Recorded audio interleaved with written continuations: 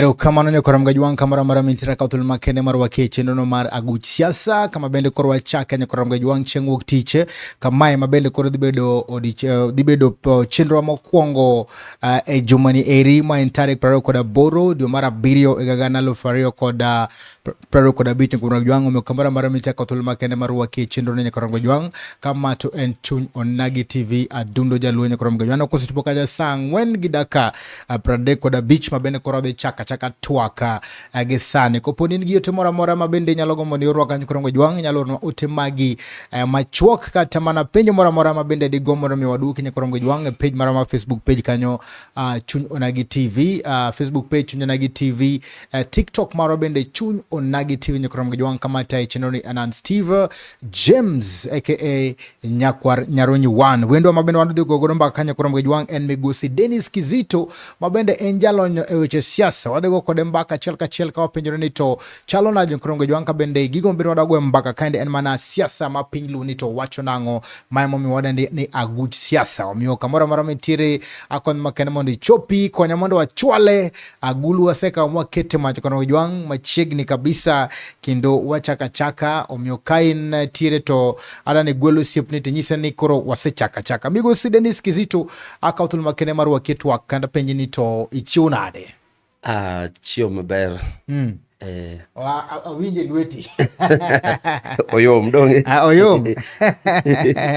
Lwedo no nyalo nyiso kami chieme. Kamano.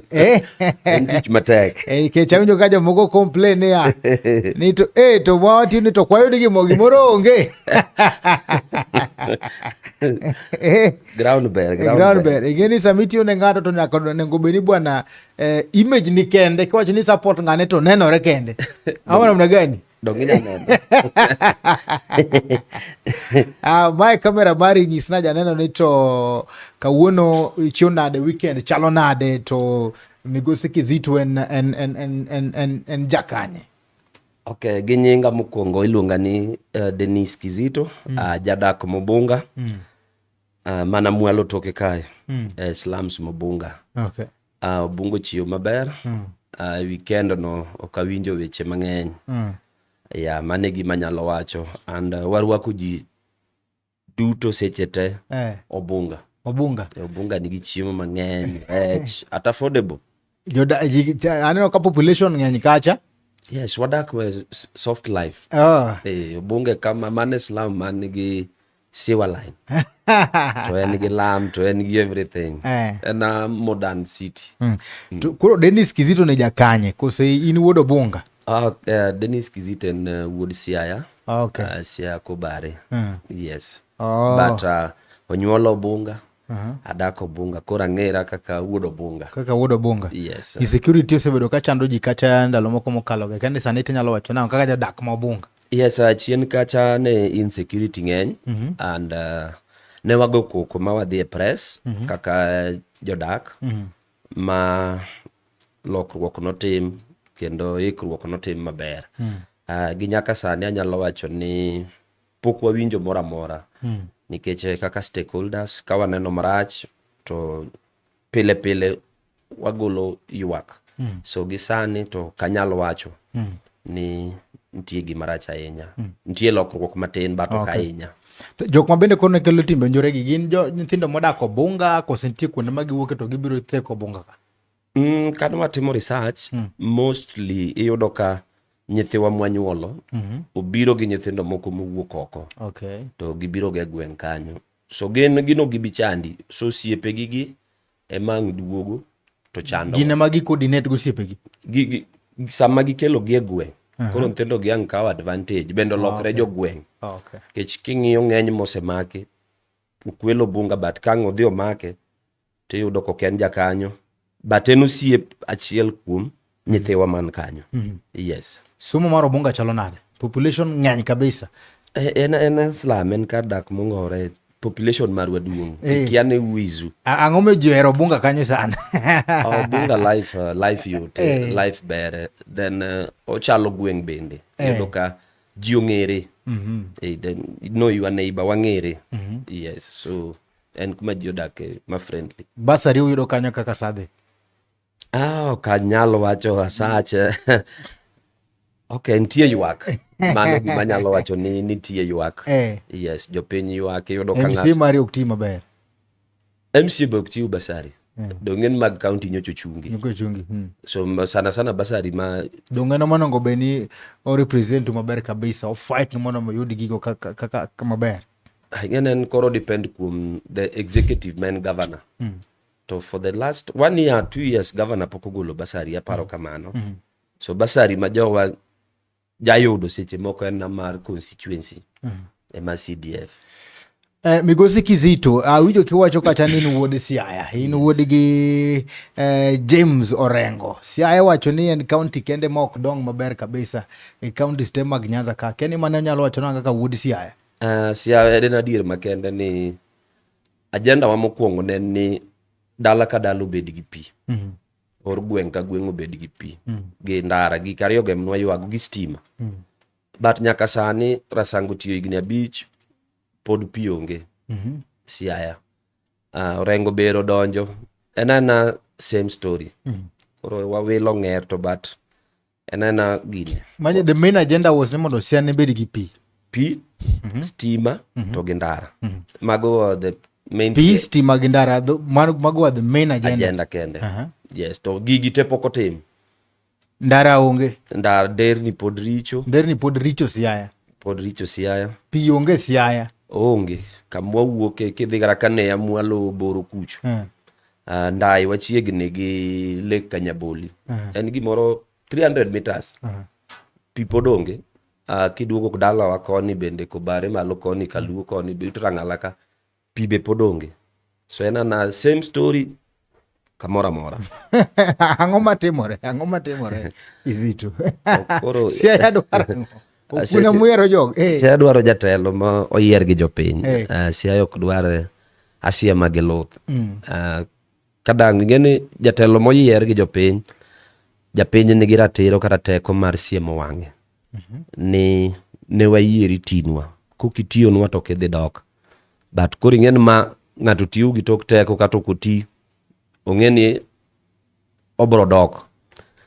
Koro kowewa ma jopiny oyiero ng'ama gidwaro, aparo ni wanyalo yudo jatich. Same wacho ni koweu oyiero ng'ama japiny dwaro. Tende ni muyiero gi jo Siaya ok ema yier, leaders gi ok no yiero. Orengo jopiny no ko yiero. Jopiny ne dwaro Wajonya. But jopiny no ko yiero Orengo.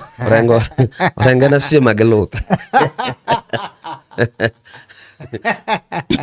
Orengo en Asia Mageloth. To mwacho ni mondo chako miye tich mondo mitino odhi tiwo en gi lek maber na Siaya. Orengo gin joma raide gine popularity mar Raila cha. Ma gin ka Raila dang' wach ni owuok e siasa samo wueni. To gin done understood. Wach gi siasa rumo.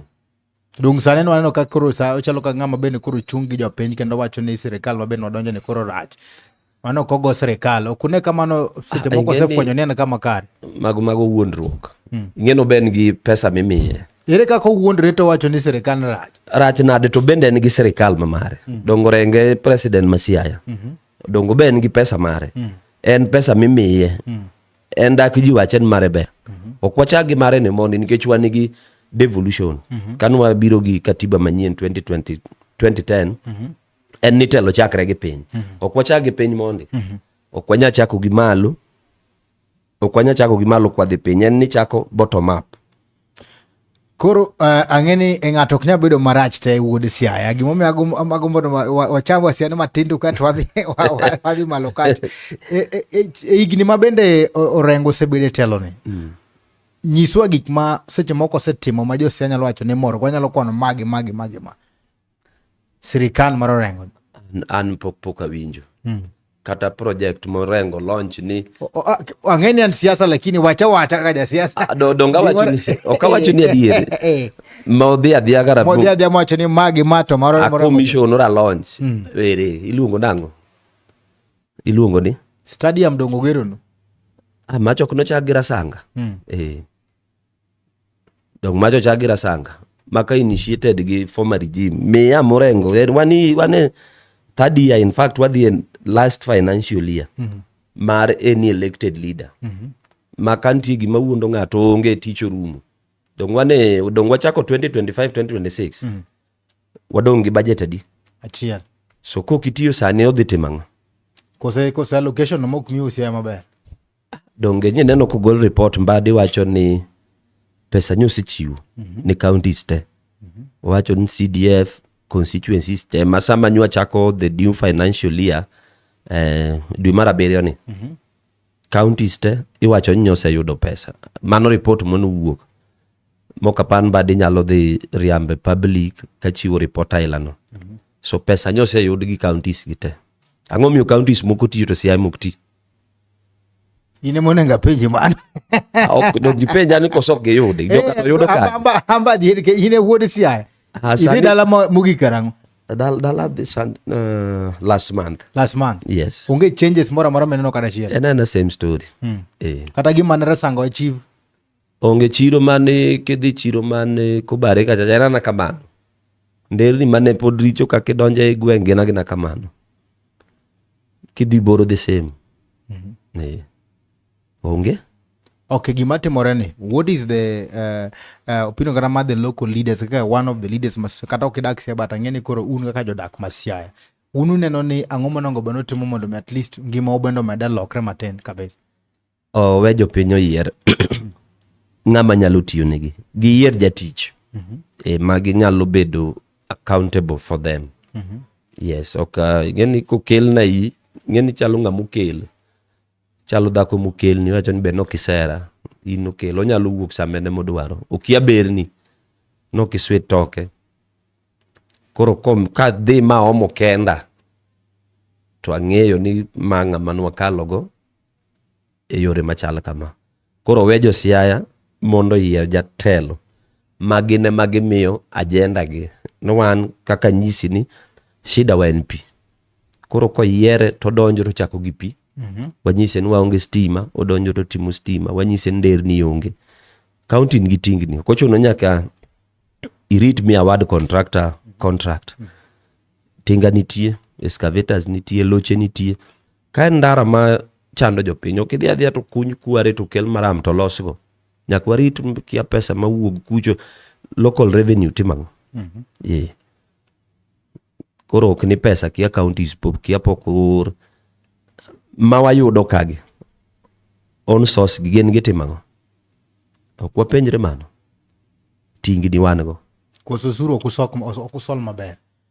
Ok sol to jaboda chudo to dwe kad gini ni pile. To jojuok ni chirni. To chirni uto chalo nade? Another same story. Onge pogruok. Gimite mokelo na kaya ne Josia winjo matek kabisa. Siya pod weche dongruok. To stima miwacho ni dong wandae kache mochung' ne stima. Omiyo wa koro wariti. Be nitiere project nitiere osechako keto stima mopogore. Bo uneno kata progress no dhi maber. Kuonde moko matin yes osechakre. Anyalo wacho no nitiere ranyisi no osechakre. Hope nitiere. Geno nitie. Fruits mag broad based osechako ne. Wanyalo gintie. Neno ka polls iloro tich tire. Riwruok ma sirikal gi ODM ni ineno ka bende nitiere medruok moro kose nitiere lal moro matin. In kaka jalo mabende koro apani osedak moromo Jasia to bende Kisumu county. Nyisa ni to bende nitiere ber moro mwanene kaka onagi. In fact sani kiwuotho kuonde mang'eny e counties wagi kata constituencies. Projects madhing mang'eny gin mag national government. Dhi Siaya kiwuok ndara ma Awelo kidhi Ombwede Mwalo nyaka Obambo. Donge itime Lam gi Kuro kenanda national government. Wuoth kuonde bro neno kia kigero osubtande ni funded by national government. Kata Kisumu ka. So nyiso ni mosruok cha okelo matunda moro. Kata kidhi Kisianka. Dong tie chiro migero kanyo. Igere gi jomage. Dong national government mabedo coordinated gi Interior PS Reir Montobolo. Stadium donge Kibuye donge dwager ka. Kibuye dwager gi 800 million. Stadium jo KDF nyose biro ka. Jomage magere. Dong geno nitie. koro kapok wadhi mabor, wiyane wil gimoro kama nadabe penji kachano ka josia bende osechako wuoyo gi dhokari adek. Nitie jok ma bende koro wacho ni sirikal ber, nitie jok ma bende koro wacho ni ODM ber, nitie jok ma bende koro feel ne ka jodongo Siaya wacho ni gin koro sirikal mamanyono ok gidwa bedo nikech onge gima gi benefit. Ma bende koro giwacho ni gin gidwaro donjo e chama mar DCP, mano chama mar mane en jalup ker William Ruto, Rigathi Gachagua. Hapa neno kaka jodongo bende wuoyo. Ng'ama ne joche kela kweda ma sirikal Siaya neno rengo, but neno ka jopiny ochune ma odhi mowuoyo gi president e State House magiloso kaka gidhi tiyo, mantiere pesa moket ni idhi tiyo Siaya. So en emnya nigi paro moro mar pingo gimoro amora cha. Koro en mano kelo party ni ai Siaya. Ing'e ni gine nigi root ne moko nyopingo. Nyopingo koro ing'e ni ji owacho ni ere party mapingo sirikal en mane sani? DCP. So karan sani kachako pingo sirikal, kamanyo mna DCP chata chako go pingo sirikal.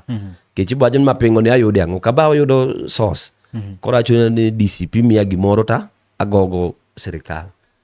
So definitely korengo nye pingo ting'ene nige influence maduong'. Koro joko bwacho ni wadwa ka kwa ping sirikal ni to gilosa kokun moro to giwacho ni kel fancy ground wawuotho. So bende sama onyo gine no influence mare jentie mondo ji okaw camps oro los cocoons maggi. To donge party ne mowacho ni imiyo wasia mageloth to kodwar. Ge un gi option moro ni koponi chago kel wasia mageloth nitie kamodhiye kata bende Siaya kokel ka ng'ato nyalo chung' gi party mopogore gi ODM mono ko nyalo dhi nikech ok odwar wasia mageloth. Ing'e ni king'iyo gine, king'iyo election manorumo, ng'iyare difference ma Orengo noyombo go Wajonya. Ok noduong' ahinya. Ok noduong' ahinya. So nentie gimoro ni nentie Baba factor. Wang ni Baba bedo supported gi state machineries, deep state system. So ing'e ni Jaluo ne bedo convinced mayot.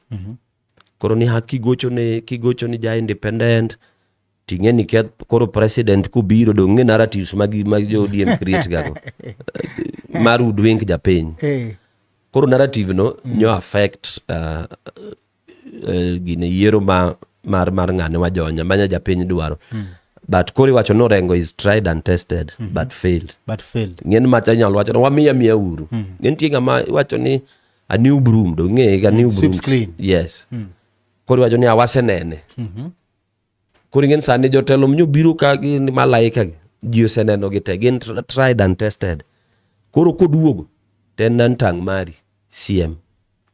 Koro sani ka Orengo dwa duogo convince ji, then I think in 2027 Baba factor will not be there much nikech I doubt kodhi chung nikech bende wawinjo mbumbum ni ginyalo loso ntiere arrangement miloso by 2027 dongi winjo ko wacho ni nyocho wuoyo gi sirikal kakwa dhi tiyo, but nok wawuoyo weche yiero mamano wayiere, but ichaki winjo ka owacho ni abro chiwo direction kuchopo 2027. Nyiso ni direction jiwinjo ka Sifuna wacho ni kok wanyalo yudo way forward now to kwa dhi prepare niko chopo 2027. So obvious nyisi ni ODM is not prepared for presidential election. Probably ntie coalition mar Kenya Kwanza versus ODM. Expect that. Donge ng'ene Orengo to kunyal mayo ticket mar ODM. To Siaya bende and mano is the zone.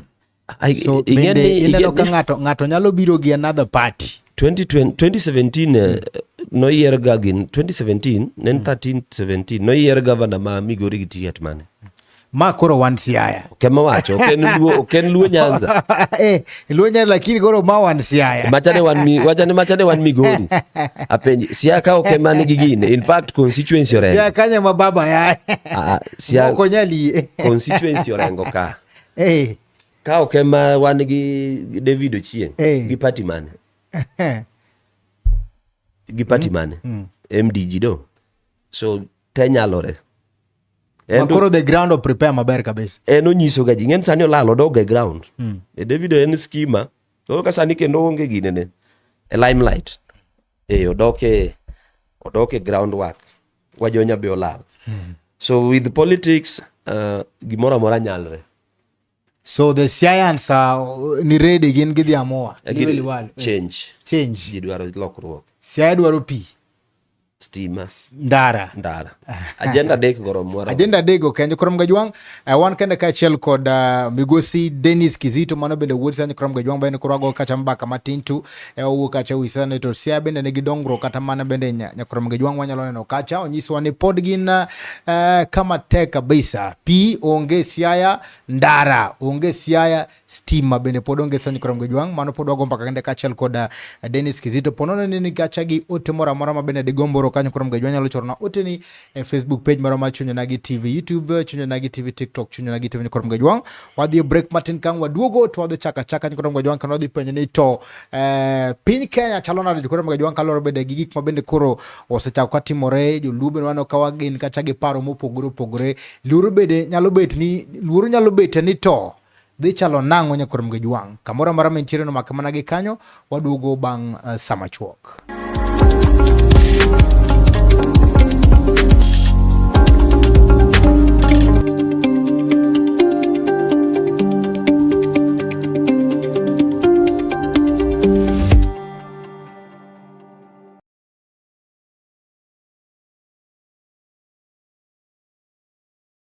Dashbell Protection Systems does not just sell you security services and products.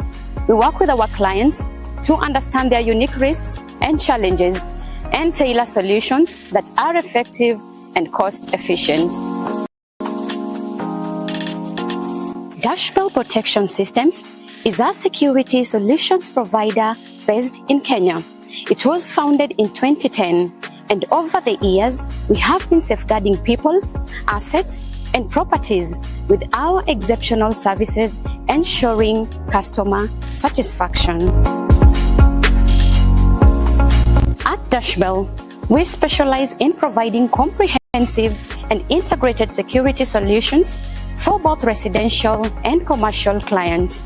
We provide a wide range of services, including manned guarding, CCTV surveillance, access control systems, and alarm systems, amongst other security solutions. Whether you're a small business, a large corporation, or a homeowner, our solutions are designed to fit your specific needs. We are located in Kisumu, Mombasa, Nanyuki, and our headquarters in Nairobi. Dashbell Protection Systems, your security is our pledge.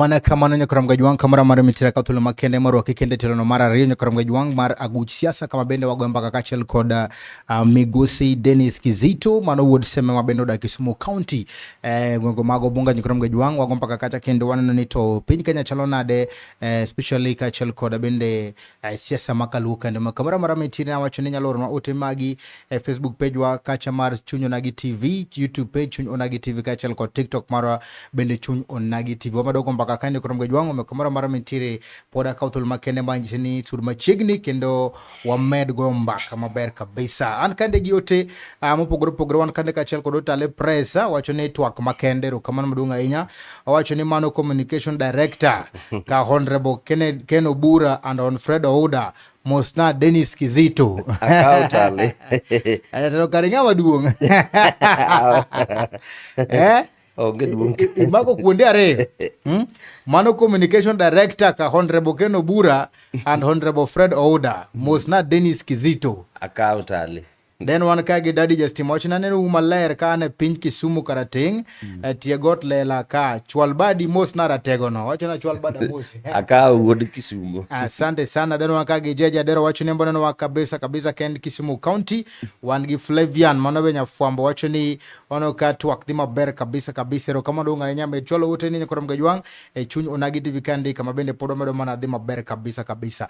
Gimoro no timore ka ching tich abich kama bende koro wano ka bende kweth magodi moko no wuok kacha kendo negi yango kata siango jagoro maduong' mar ODM party mano Migosi Sifuna wano kaja komnen busa kacha cha to ne wan kacha gi Gladys Wanga wan kacha gi ilongo ne Junet Mohamed kendo negi wacho ni bwana wan kok nyalo wuoyo kata nyalo wuotho kodwa kaka ODM chamo wane kaka jo broad base to kara imany mananda chete lo mano gima ne giwacho to kwang'io koni to baba wacho ni bwana Sifuna wuoyo e duol achiel mar party jok mapingo go owe pingo manyalo wacho nang'o duonde ariyo gi aparo ni tok Friday bang Friday ni winjo gima ne baba wacho on Saturday nyo wacho ni media no miskuote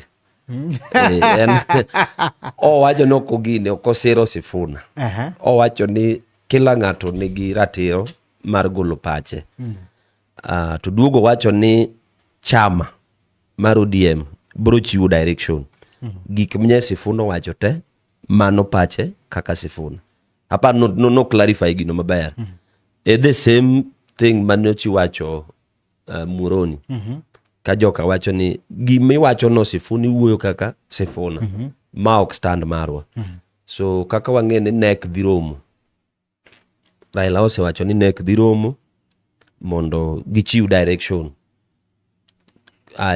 nyoro be winjo buru ka wuoyo mbele jakom mowadgi nyo wacho ni Sifuna bede student mare Ababu na Mwamba ting'eno buru kubende kuburu onge position e chama but kose wuoyo ting'en manen ket nyo wacho giche mbele party leader wacho ni Sifuna chal michomo yo mara Ababu cha so Sifuna chal maonge kodwa chamo se decide gentie sama koro pressure ng'eny buru wuoyo koni joka be wacho koni wadwaro ini wacho nang'o kaka Kizito awacho ni Sifuna bed mos we wayude idwa gernwa stadium ka idwa gernwa Kibuye ka possibility ni nyalo gernwa chiro bunga botemre nade nitie wachak waping kendo sani 5 years wadhi yango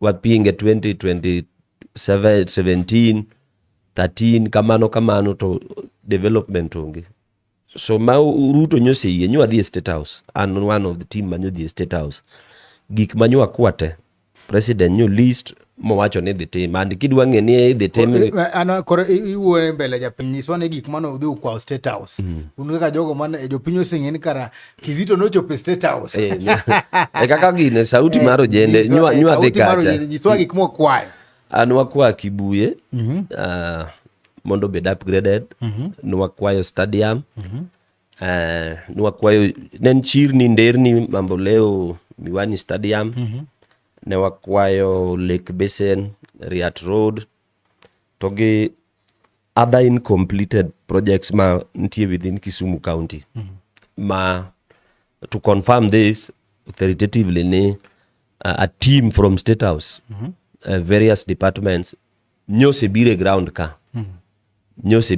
ka ma kata Kibuye nyoche Ministry of Housing and Physical whatever nyocho timo presentation gi governor kaka gidhi gedo ma governor miyo gi patch gi kako bende odwan gino bed upgraded anytime soon groundbreaking detemre jo KDF nyose bire stadium nyiso ni en wacho gitimo ok en stories ajaba so okwanyala afford wuok e serikal sani tich ne ojende kata mondo me gibede included e serikal be nokwa mano ma nyo wacho ni with the time again na times okwanyal blame president sana ntie ya wuotwa moyiero like again ko yier ranguma e parastatal moro en tije mondo obendo ndik jomoko e parastatal no ya wuot lu ami example gi Rose Jamunga nyokete Postal Corporation kijana moro nwatimo go blogging iluongo no Brian Brown.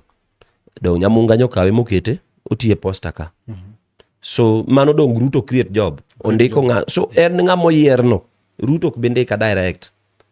Maybe an kaka koro sani an jatij ken Obura. Obura no kema komi tich. Ene mokoro ondika. Kaka koro sani omiani. Dongo ayudo job nikech gine serikal. Koro mane kaka job bedo created. Ok expect ni president wuog kucho to bio kawo bunga ni Kizito. Kaka chon natiyo no jenda. Nadwara assistant chief but notemre kamano. So en tiji ng'ama tiyo gi Ruto maruto miyo ticha. Ema Ruto te ema temre nade ene o create ni job opportunity. Waneno gimare itemo. Dono ko kawo vijende wa matendo tindo ketu tich kacha. The likes of Osako, Velo Bigiri. Dono ko bo create job opportunity. Kose idwan president otem nango ya. So ajalo nyisi ni job opportunities osebedo created ne youths ka. And one of them. Kecho buro ndek kacha. Benefit. Don kora benefit. Don tie joma bende chiemo gi nyinga. Okan kenda untie team mabende abenda chaka loso team na moro. Gibende giyude gimo mathin kapod imanyo nigi space. Don kapan mane kake team. Okay, wan ka gilongo ni Daddy Justima. Daddy Dadiola wacho niya Musna Kizito mang'ata. Mano Daddy Dadiola ken gwenge ma Kibuye kanyo. Ang'eno owinjo weche Kibuye mano ng'at Nyaramba ahinya. Nyise ni wadhi gero nigi Kibuye gi serikal. Nyise Nyaramba waywak idhi tim maber ok dargi. Ang'eni nyoche giparo ni en lwenje city manager gi Nyaramba ken mano. En kwayo manu watime State House. Makori kete tim. Ok en lwenje Nyaramba. Ng'en paro mokwongo mne gi ng'anyo cha ne giparo ni Bala gore gi Nyaramba mondo gol gi e chiro ma ok en adiera. Mano nyaka ging'e. En ni government dwa biro timo implementation. Abala. Abala koro bing ni en e city manager. Ng'en koro nyaka ene moed. Aparo ni mane gi clarification mori be ni timo. Ma yop ni public participation osetim mo tim gi clarification. Ni it's all about Ministry of National Housing and whatever go emadwa gero Kibuye. Tudruok kinde county manager mana Bala wanga kachel kod traders osebedo ma mok ber kabisa. Kene ma inyalo wacho nango? Osebed misunderstanding. Tudruok ber. Tudruok ber. Nyoche ntie na misunderstanding. Ngentiere iluongo ni factions. Kaka Dadiola en ng'at mama kocha. So ka igen sama chwanyra gi ng'ati en obvious abe kichwanyri gi ng'ata nyaka kaw camp. But okaparo ko sebedo gi issues gi traders. Maybe osebedo gi issues gi leadership. Yes, ok traders. Yes. Awinj leadership mok traders. Traders themselves gin sawa. No, traders ki penj Dadiola. Dadiola kene wijo gima Kizito wacho ni Dadiola miane pache kanyo. Dadiola ka bende ni Kibuye kanyo miane to jo Kibuye wacho nango wi bende traders nikoro mgejwang. Akamora mitire mondo Kizito miane to bende gima Kizito wacho ni nadiri. Wang'e bende maber ni traders kata mana jogo mabende jo wala gina mabende koro about the financial muscles mag city, especially like Kisumu city. Leji wak mang'eny ni jok moko no gole ndara kacha kuma gidhi use onge so gino sebedo a lot of challenge but Bala wanga bende wacho ni city nyaka bed maber kabisa. Ineno ka bende we are achieving something maber kabisa leadership mara Bala wanga ka the city manager. Now we are achieving nikech somewhere we ndong no migi alternative place. Maybe kakano chake emano chake marach but finally one gi alternative one gi uru market ka duong tima nono nango donga nyisi ni kawo dir nango Kizito gini ng'eyo donga wacho ni gini approach maybe man watimo mokwongo kan wang'en tiere chak donga ing'e gimomiyo kagedwa dhi kacha wachore nade propaganda to ng'eny kaka mane dong mara niyo kia gunse mo kio timre nade mo take over cartels no chiro ken chiro en mar city to gin gi spaces sama ni daro ji ineno jo alamina no nie dhondara go te gin gi space donje uru market kanyo boro ka ng'ato ndiko nyinge Ken Julius Nyerere idhi yudo ko ndiko kanyo but ibro yudo kapod use street to en gi duka no semi already nitie joma nigi dukni kanyo mang'eny the likes of Daddy Dazzy obro kidoke iye kacha tiyudo ka en gi chiro, but pod gine ndara koni be gidwa winjo nito watimo nango mano japenja limo pi gilimo tut ma pi koro ka city manager bendo react matin to ema kelo weche gi, but so far gik moko dhi maber e town. Kizito waduga na Kisumu County matin ka nikech koro ng'eni siasa bende mwadhi ene otek kabisa. Kisumu bende county mabende wan gi governor mabende koro tiko tam mare to dhi dala. To professor setiyo tam za riyo, nitie jogo mawacho ni professor timo maber kabisa. Nitie jogo mabende wacho ni otom matin, nitie jogo mabende pinge. But kwa dhi ene, wang'eno ni to ng'ama nyalo tero Kisumu kamachielo kang machielo. Wan gi ruedhi mag luo mochung' opogore. In kaka Kizito jalonya weche mag siasa mabende koro ung'iyo ga city gi wang' tula. Kene inyalo wacho ne jo Kisumu na? Wane gimiluongo ni succession politics. Yes. Governor koro dhi, kech ok onyal nuo tamne. 2022 ne an ng'at keno bura. Kendo nan critic maduong' mar Governor Nyong'o. Ne watemo, but unfortunately ne kawane e campaign kondele breaking news donjo nwa sim. In fact an anyiso governor ni ng'en Nyong'o semi ticket. To wacho ni wachang. Nyong'o semi ticket. Nodong 2 months, akian 1 month to nominations. Breaking news, Nyong'o obedo awarded direct ticket. Gino no demoralize wa. Be momiyo neno kasani pino nose kawa kata kudho nose chuowa. So for now wan kaka team keno bura kwadhi laro gine ticket gi chama. Nikech pino nose kawa. Wang'e ni ODM nigi candidate mare. Iwinjo ka du nitie video moro ma share gokinyi. Adui girigo ng'en jo chama mandani. Nonyocho wache lielo benjo ni winjo ni Ojenda dwa governor, Rosa dwa governor, Adoma dwa governor Orun, and so on. Owili.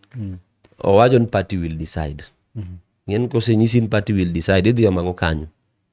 Ang'en kom mora ODM nyalo wen ji olar batma. Party must decide. Party will decide. Koro wan kaka team keno bura nwajo ni ok wadwa waste time. Wadwa chako popularize ourselves and nyiso gi agenda wa. Mae kaka keno bura dwa ta Kisumu. So gichaki ng'iyo kodwa chon. Wan wabiro, mae kaka wadwa dhi tiyonu. But ODM to kwadhi participate for gubernatorial. Nikech one victims, one joma ne gino setimre negi. Koro with that, ODM gubernatorial ticket, en Marail. In fact kanyo kadwa goyo, but ng'ama ng'en bro tero Kisumu kamoro mane kijana mdogo en Keno Bura. En ochung, in fact en the only gubernatorial material. Jomodongi pod ochung. Ipa nango, ipa ni ang'o momiyo un gi to ni baba ok nyal yiero Keno Bura tembe en member ma chama. Ang'o momiyo luoro ni bet kanye to pok kato chopo. To selur ne okudwa dhi nikech bino se kawo. Yana gimi somo, ng'ama riek somo desta. Ng'en ni ti sama some muwacho nango. Ing'iyo seniority. Ng'en ti sama ging'iyo seniority. Iwacho ni ng'ani pod tin. Ng'ani pok otegne chama. Kiwinj gik medong, iwinjo kaka gik miwacho ni Sifuna ka odimbre. Koro en gima wang'eyo, ibiro nyisi ni between Adoma go Bura ere ng'ama osebudho e chama. Gibiro chako ni East mar Jaramogi. Mano gik machako disqualifications, requirements makoro bro golo wa oko ogen mago. Ichaki biro ni Owili. Ere kianga madhirito Kisumu maber. Madhi kawo legacy mar prof, nyosetiyo gi prof. Gichagi nyisi no Owili. Gichagi wachon for gender balance. Balancing en Rosa Buyu. Gikelo ni Buyu be ng'en koro en factor ka.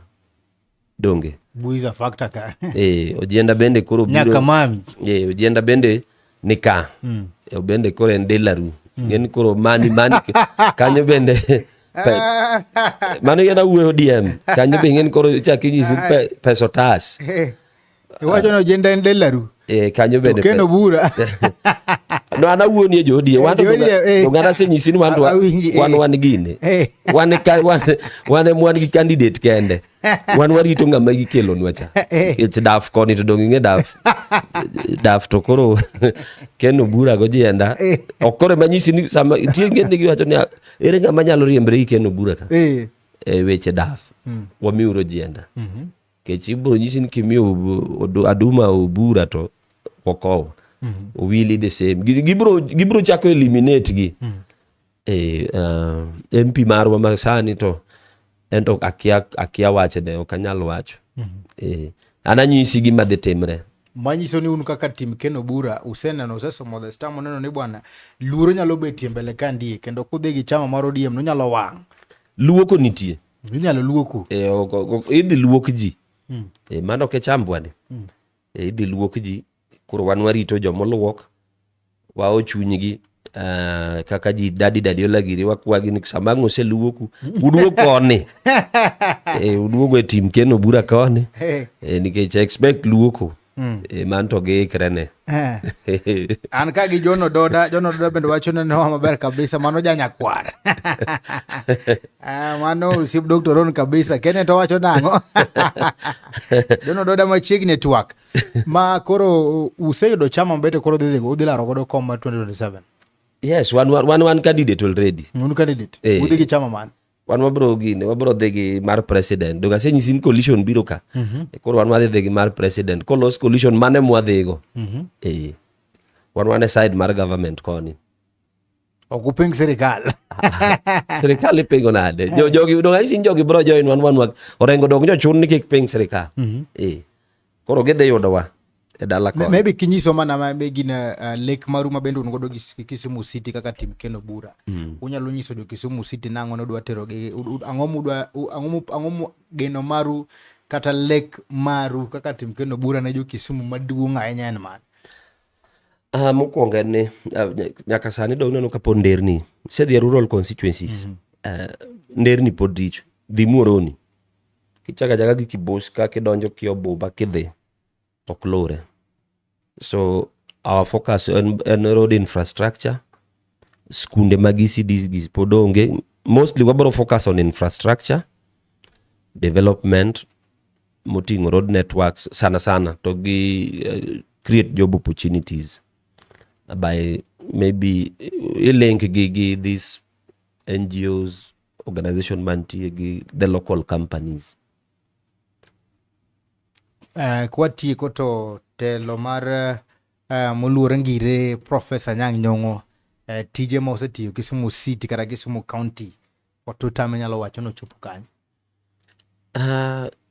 gi Governor Nyong'o nyalo wacho ni otimo is best berne monyalo osewe Kisumu koro nyiso ni ose standard ose raise the bar koro nyiso ni ng'ama dhi rwako wuoche ne no Kisumu oseket maler koro be kidonjro koro maybe no focus sana town koro wan wadogwa focus kanye mashinani though town be ok neglect but koro wa focus on mashinani koro en nyose timo mare en ng'en koro dhi ok wanyal wuoyo ahinya ng'eni kidhi ahinya bende gibet ge bura koro en osetimo mare. We wish him all the best.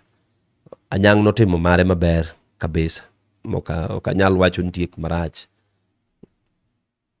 mana kamano nyakora mgajwan kamara mara mitira katule makena magonero kamano madonga nya kumkete mane twak chakrena machaki nyaka gisane podwan kande ka chel kod Bigosi Dennis Kizito mabende miwa kacha mbaka nikora mgajwan chal mar apini Kenya mabende wagomba kacha ewi siasa makalo nikora mgajwan nito chalo nade kamara mara mitira pod medikete mane chunyo nagi TV kapo kwa tie kutade katule makena modomio ami Kizito wachne nejo Kisumu kachel kod Josiaya aunja kiwacho nini tira leaders mokoma bende koresia mogeloth adaka thul makende mona mbia nene to oteni nejo Kisumu kachel koda Josia to gejo luo duto te en mane okay otena mokwongo ni jo Kisumu ni wan gi lek kaka tim Ken Obura kwayo support maru kochopo 2027 gisani anyalo nyiso ni nitie projects mwatimo jafwambo Kekia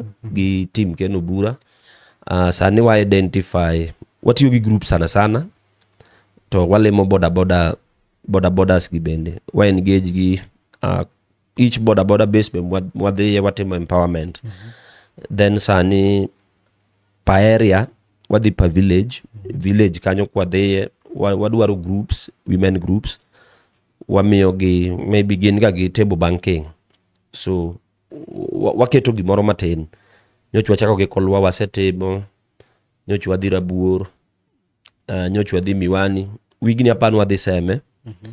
So watem nyiso mine wa gi yudhe ni team Ken Obura wan serious, kendo wadhi Debe, wadhi chopo iru.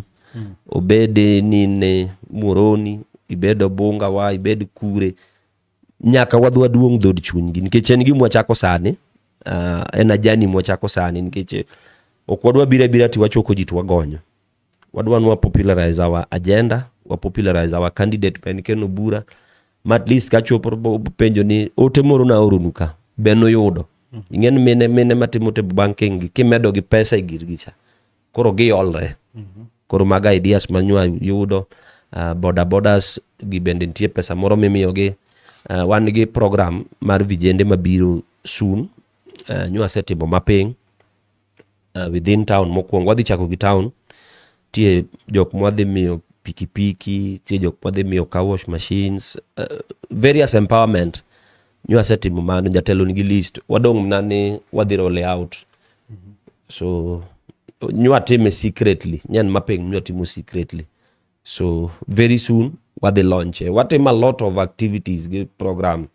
So ananyalo wacho ni kochopo 2022 miuru Ken Obura support and feel free uchopo Bunga. Gima koro letnwa mogik ni wan gi ywaruok moro gi Waislam ka e pabwa Mobunga. Pabno ng'eno lore sani ok wanyal gine because mara ni en it is a public land. Muslims be claim it is their land, koro olore sani kuma nyithindwa tuge onge. Hopefully wangen governor nyinyiso wani odi make decision, court bende wantiere. So made lit bende mwango kaka jobunga mwaluka ni sani kuma nyochwago empira cha podo lore nyaka sani. But hopefully wangeni nywa setero kwa ni governor nyowacho ni he will act. Koro mano bende kuyo mwango mwaluka nyuma duong'. Mane ote manyalo wacho ni erokamano maduong' ahinya. Wan kacha gi ilongo ni erokamano ne Dadi Dadiola, karibu sana Dadi Jastima, Otale Press kachel kod Ododa gi jogo duto te mabende noketo nochopo twagni nyaka rom gajwang' kachel kod jogo mabende omiwa kacha liking. Wan kende gi ilongo ne wan gi MC Ojowi, karibu sana. Rachel Megan Benikandie, Baba Tevan Adrian, karibu sana. Wan gi Mary Atieno, karibu sana. Kato wan gi Hulk Kenya, kato gi Steve Jeja Deroben wan godo kande nyokoro mgajwang'ero kamano donga nyakom kete mane twak majalo koda kamandie chakranwa chake nyaka sani. Ne wan kende kachel koda Megusi Dennis Kizito mabende nwagodo mbaka kachom kora unyani to chalo nade apano winjo kako wuoyo kachom kora mgajwang' mane kako watime e aguch siasa wamulo kona gi kone wamulo counties mopogore kabende wane to bende dongruok makaluwo bende nitie nyokoro mgajwang' mane kako watime kabende ma ema chenro mokwongo wuok tiji makawonyo korango jwange nyaka jomana bende koro dhi wan kacha kachiel kod chenro mabende waiko ni omiyo kete mana chunya nagi TV ni korango jwange kidhi mabor pile ka pile saa ka saa en mana chunya nagi TV adundo jaluo nyalo like our pages chunya nagi TV Facebook page, chunya nagi TV YouTube page, chunya onagi TV TikTok ni korango jwang kaito bende wabo duoko manero kamano maduong' ahinya ne in kachiel kod jogo duto te maneno chenro ni.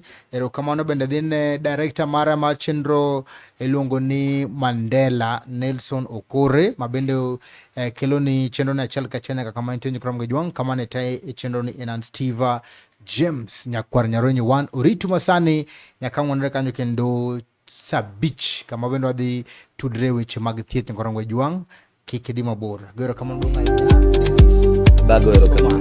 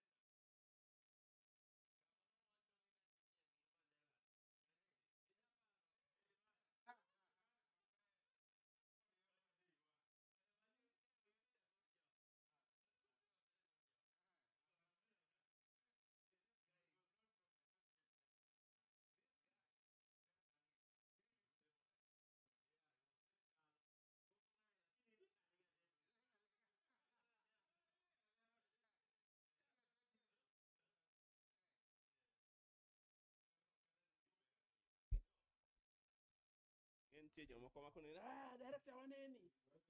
Yes.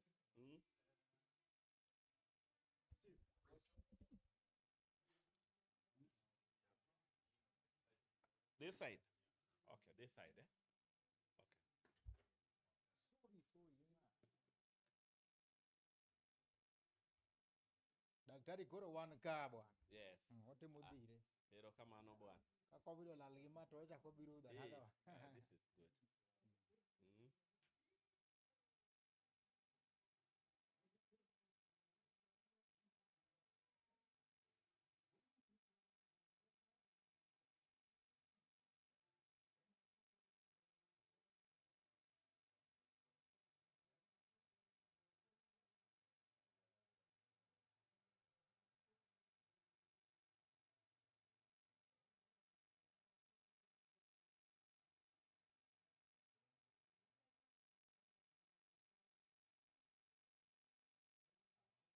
Chapa moja handshake bwana na daktari. Handshake. Watajuaje? Anafurahi ajage picha na hospitali. Director. Donge ngani? Director asilimia wewe. Kanyo kagisewinjo nyinga. Josiasa chiemo go mera. Kabisa.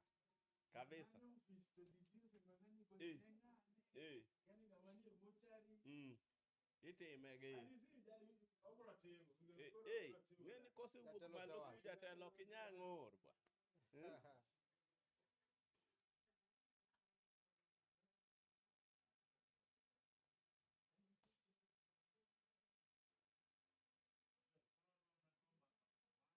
Yeah, just on the theater too.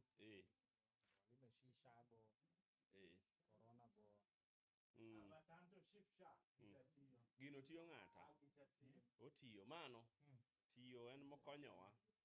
Okonyowa kabisa. But last time wana kaba ni doctors na complain niyo kuti. Joka ne yuare ayuaya. Ing'e ni doctors gieroga ni gima tero ji private facilities gi. Iwinjo. Igega onegi complain. Gichingeno empower public facility than private. To ji ok ne private. The owners of this private facility. Again. Kuro sani oge ji prefer biro kuon. So yeah. Yes. Bisenda no airport health center no. Ami pichi ni nene. Airport health center no. Shall lost it. Where CM ni ne kako chal an kodeka. Kuro. Also doctor don't want this because it affects their business, eh? Yes. Okay, kuro hospital ler danu yedhi hospital government talk that is probably the private. Kuro gidhi by private. Kuro mane ma kuro wango igi. You see more pesa ni vita direct facility. Facility can budget ni wana chini. Kuro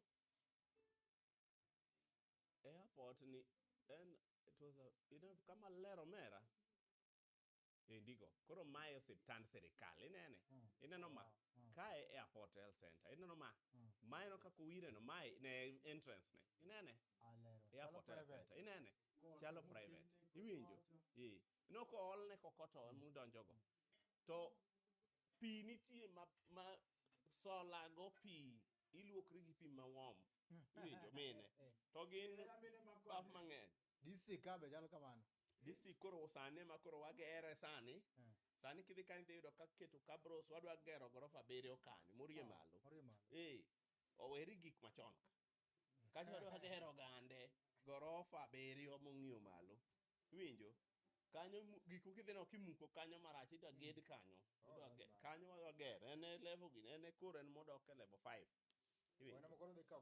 en mokaw kar UTRH iwinjo koro ma omiyo en nyaka koro wang'e wachne Mandela